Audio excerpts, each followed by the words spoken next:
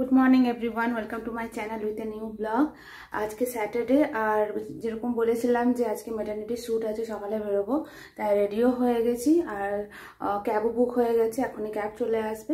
তো চলো দেখতে থাকো, আশা করি আজকের ভিডিওটা তোমাদের খুব ভালো লাগবে। এখানে প্যাক হয়ে গেছে 2 রকমের ড্রেস, রঞ্জিতের শার্ট, আমার ড্রেস সব প্যাক হয়ে গেছে। এখন আমরা বেরোবো। স্টার্ট করে দিয়েছি আমরা, বাট আধ ঘন্টা লেট হয়ে গেলাম। 6টায় বেরোনোর ছিল। আমরা ইটিএস গাড়িটা বুক করার জন্য ট্রাই করছিলাম, বুক তো হচ্ছিলো অন্য গাড়ি, বাট বারবার ক্যান্সেল করে বুক করছিলাম, পাচ্ছিলাম না। তাও লাস্ট মোমেন্টে আর পেলাম না। ইটিএসটা অনেক কমফোর্টেবল থাকে, একটা ভালো গাড়ি পেয়েছি, কমফোর্টেবল, মোটামুটি কমফোর্টেবল আছে। আর 40-45 মিনিটসে আমরা পৌঁছে গেছি আমরা। আমার মনে হচ্ছে যখন ব্যাঙ্গালোর থেকে পুরো বাইরে এসে গেছি, লোকেশনটা পুরো।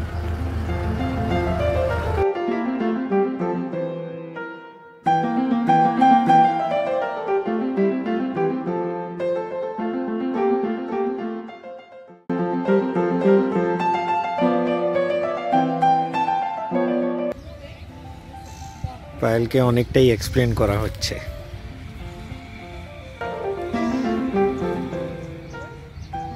বাইরের শ্যুট তো হয়ে গেল, এখন ইনডোর শ্যুট আছে। আর ড্রেসও চেঞ্জ করবো। এই যে ড্রেস ওরা দিয়েছে, ড্রেসটা এখন চেঞ্জ করবো।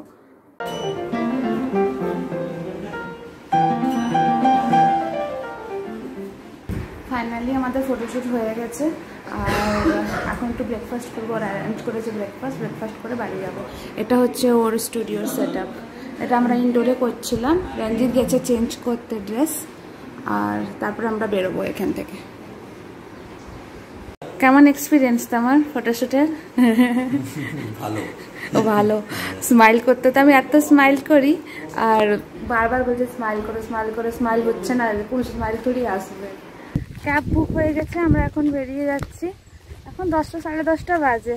আর এখানকার জায়গাটা এত সুন্দর লাগছে, বাড়ি মনে হচ্ছে, পুরো ফাঁকা, একটা কলোনির মতো।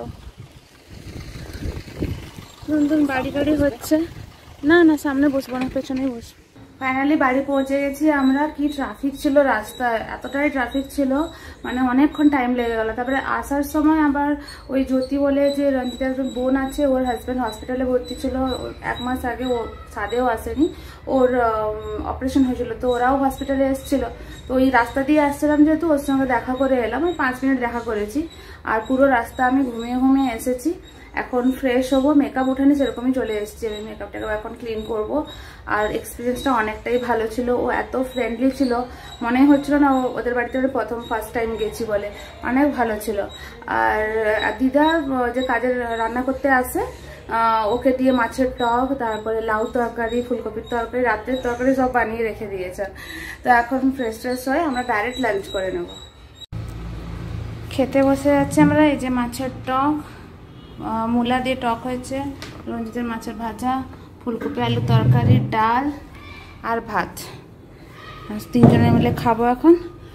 আজকে ওই 1:30টার সময় খাওয়া দাওয়ার পরে যে ঘুমিয়েছিলাম, উঠেছি 5:30টার সময়। অনেকক্ষণ ঘুমিয়েছি, অনেকদিন পরে, পুরো ফ্রেশ লাগছে। আর দিদা তো ঘুমোননি, একটু ঘুমিয়ে উঠে পড়েছিলেন। আর এখন আমরা বানিয়েছি চা আর কফি। রঞ্জিতের জন্য কফি বানিয়েছি, আর দিদার জন্য বানিয়ে দিয়েছি চাফি বানিয়েছি দিদার জন্য, চা আর কফি মিক্সড করে দিয়ে। কেমন হয়েছে দিদা? ভালো লাগছে। ভালো লাগছে না? দিদা এখানে এসে দুধ চা খাওয়াটা অভ্যাস হয়ে গেল আমাদের সঙ্গে পরে। আর এখানে আমার জন্য আছে চা, রঞ্জিতকে বানিয়ে দিয়েছি কফি। আর এখানে টিভিতে ব্লগ চলছে, ব্লগ দেখছি। কালকে আর ব্লগটা এন্ড করা হয়নি, এটাই কন্টিনিউ করছি। আর সকাল থেকে উঠে আজকে অনেকদিন পরে চিড়া খেলাম, চিড়া, কলা, নারকেল দিয়ে। আর আজকে আমাদের দুপুরে রান্না হচ্ছে মাটন। রঞ্জিত রান্না করছে, দিদা অলরেডি সব কিছু সবজি মশলা টসলা করে দিয়েছেন। এই যে দিদা এখানে পেঁয়াজ কেটে রেখেছে। আর ওর বাড়ির পাশে ওরা শিফট হয়েছে, ওরা মিষ্টি দিয়ে গেল, মোতিচুর লাড্ডু, ওরা রিসেন্টলি শিফট হয়েছে। আর এখানে আলু ভেজে রাখা আছে, আর রঞ্জিত রান্না করবে। রঞ্জিত এখানে মাংস কষছে, আর অলমোস্ট হয়ে এসছে। ভাতটা হবে আজকে, আর কিছু না, মাংস আর ভাত স্টার্ট হয়েছে জাস্ট কষা। দুপুরে মাটন ভাত খাওয়ার পরে আজকে ডিসাইড করেছিলাম যে ঘুমোবো না বলে, কিন্তু বসতে দিদাকে দেখে, দিদা তো ঘুমোননি, বা দিদা এমনি শুয়েছিলেন, আমি এত ঘুম পেলে ঘুমিয়ে গেছি। আবার উঠেছি, উঠার পরে রঞ্জিত গেছিল বাজার সবজি আনতে। এই যেখানে সবজি নিয়ে এসছে এত, এখানে বরবটি, তারপরে এখানে উচ্ছা আছে, লঙ্কা আছে, আর টমেটো, ওখানে কলমি শাক, পেঁয়াজ, লঙ্কা, লাউ, আর ফল, এক গাদা ফল সব শেষ হয়ে গেছিলো। আর দিদা এখানে কলমি শাক এখন থেকেই বেছে রেখে দিচ্ছেন। আর ধনেপাতা নিয়ে এসে ধনেপাতাও দিদা বেছে রেখে দিয়েছেন। এখানে আছে ভিন্ডি, আর বাকি আর কিগুলো আলু টালু সব নিয়ে এসছে। এখন চলবে আমাদের সবজি। আজকে রাত্রের জন্য মেনু ডিসাইড হলো। আজকে চালের রুটি হবে, যেটা দুপুরবেলা খাসি মাংস হয়েছিল, ওর জুস আছে আর মাংস আছে। তো চালের রুটি দিয়ে খেতে ভালো লাগে। দিদা যখন আছে চালের রুটিটা বানিয়ে দেবেন দিদা। এখানে খল কেটে দিয়েছেন, অনেকটা খল কাটা হয়ে গেছে। দিদা বললো বেশি করে বানিয়ে দেবেন, কালকে সকালবেলা দুধ দিয়েও খেতে পারবো, তাই না দিদা? হ্যাঁ, দিদা বসেছেন, এখন এখানে বেলবেন আর তারপরে রুটি ছাঁকা হবে।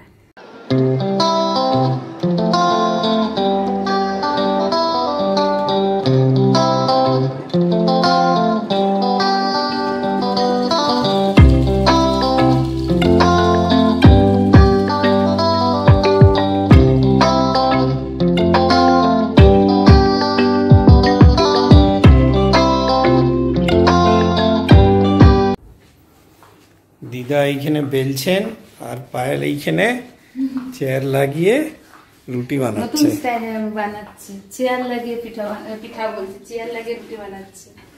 বসে দাঁড়িয়ে করতে পারবো না। ফুলছে তোমারটা? হ্যাঁ ফুলছে, সুন্দর। দেখো দেখো এই দেখো, দেখেছো ফুলছে, দেখো। এই তুমি তাকিয়ে থাকলে এই যেন ফুলাটা বন্ধ হয়ে গেল। আমি তাকিয়েছি বলে ফুল না, এই ফুটো আছে, এই যেন ফুললো না।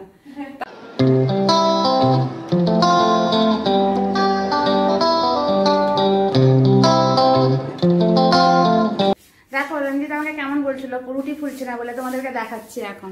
এই দেখো, এটা রুটিটা ফুলেছে, দেখো কত সুন্দর ফুলেছে। দেখে যাও রঞ্জিত রুটি ফুলছে কিনা, ওকে তো আবার না দেখালে বিশ্বাস করো।